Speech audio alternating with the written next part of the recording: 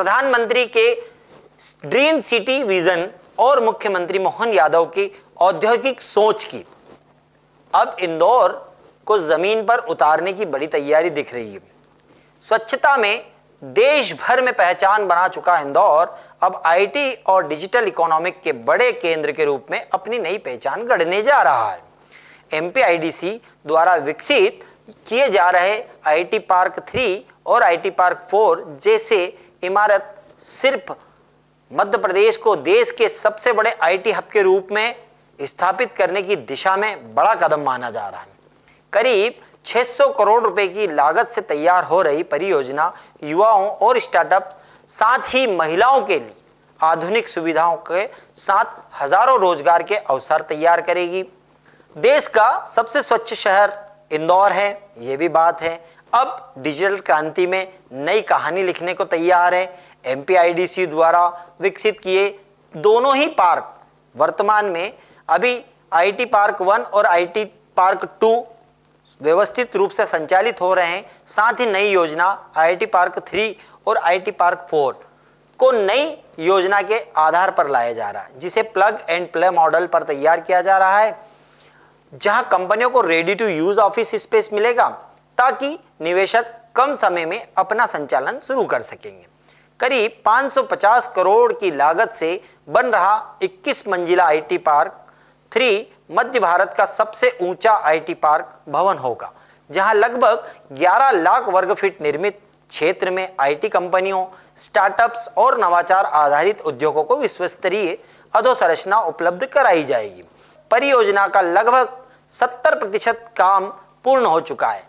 लगभग माना यह जा रहा है कि दिसंबर 2026 तक इसके पूर्ण होने की संभावना बताई जा रही है। इसी पूरे विषय पर जब हमने एमपीआईडीसीए के कार्यकारी निदेशक पति से बात की, क्या कहा उन्होंने, आप सुनिए। देखिए आईटी 3 और आईटी 4 एमपीआईडीसी की तरफ से आईटी सेक्टर के दो महत्वपूर्ण बिल्डिंग की सौगात जो इंदौर शहर को दी जा रही है, जिसके अंतर्गत हम जितनी भी आईटी सेक्टर की कंपनीज हैं, चाहे वो डेटा सेंटर्स हों या सॉफ्टवेयर सर्विसेज हों, उन सभी को हम बढ़ावा देंगे और उनको ऑफिस स्पेसेस हम प्रोवाइड कराने वाले हैं।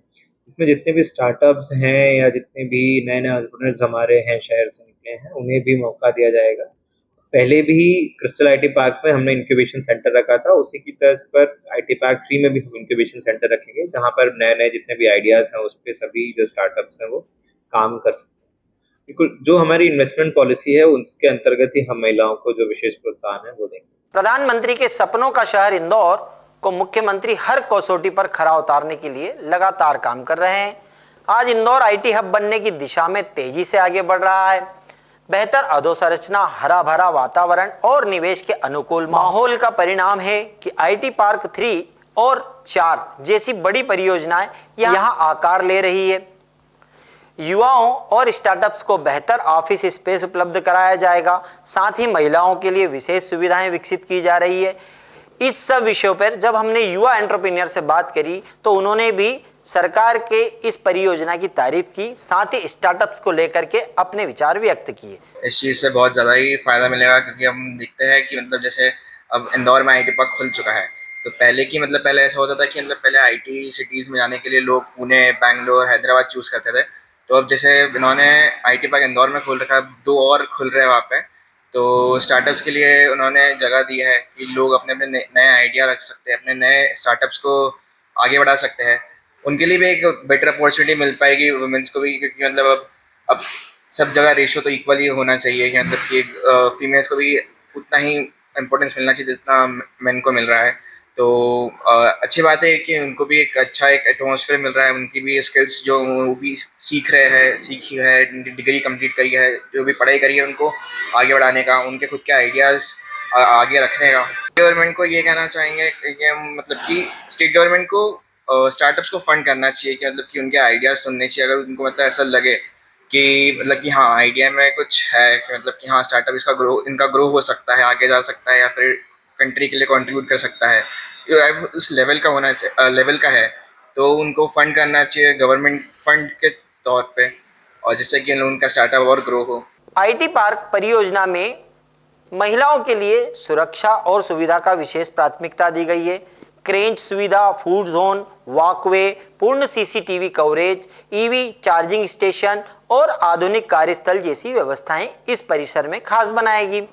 सरकार का मानना है कि इन परियोजनाओं से प्रदेश में आईटी निवेश को नई गति मिलेगी, साथ ही हजारों युवाओं को अपने ही शहर में रोजगार के बेहतर अवसर मिलेंगे। इस विषय पर जब हमने एक और एंटरप्रेन्योर गर्वित खंडेलवाल से बात करी तो उन्होंने भी सरकार की इस बेहतरीन कदम की तारीफ की और कहा कि अब हमें कहीं और नहीं जाना पड़ेगा, इंदौर शहर में ही हमारे लिए काफ़ी अपॉर्चुनिटी रहेगी। मेरे हिसाब से बहुत अच्छा सौगात दिया है मध्य प्रदेश सरकार ने 3rd और 4th फेज चालू करके। आईटी पार्क मतलब जो हम आईटी कंपनीज के लिए जिस चीज़ के लिए हम बाहर जाते थे, दूसरी सिटीज़ जाते थे, मेट्रो सिटीज़ जाते थे, वो सब काम अब इंदौर में हो जाएगा। इंदौर में हमको अपॉर्चुनिटी बहुत ज़्यादा मिलेगी, जॉब्स बहुत ज़्यादा क्रिएट होगी।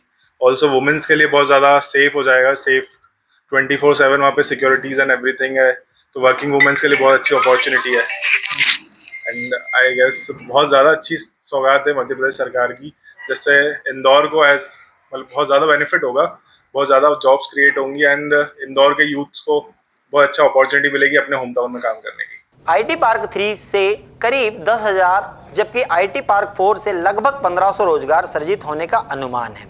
क्रिस्टल आईटी पार्क की सफलता के बाद अब आईटी पार्क 4 को आधुनिक और इंटीग्रेटेड आईटी परिसर के रूप में विकसित किया जा रहा है। करीब 47 करोड़ रुपए की लागत से तैयार हो रहे इस 9 मंजिला भवन का 90% कार्य पूरा हो चुका है और इसे जल्द ही कंपनियों के लिए लीज पर उपलब्ध कराने की तैयारी है। सरकार की कोशिश है कि मध्य प्रदेश अब मैन्युफैक्चरिंग में ही नहीं बल्कि डिजिटल और सेवा क्षेत्र निवेश का भी बड़ा केंद्र बने। इंदौर अब सिर्फ स्वच्छता की पहचान तक सीमित नहीं रहना चाहता बल्कि टेक्नोलॉजी, स्टार्टअप्स और डिजिटल अर्थव्यवस्था के बड़े केंद्र के रूप में अपनी नई पहचान गढ़ रहा है।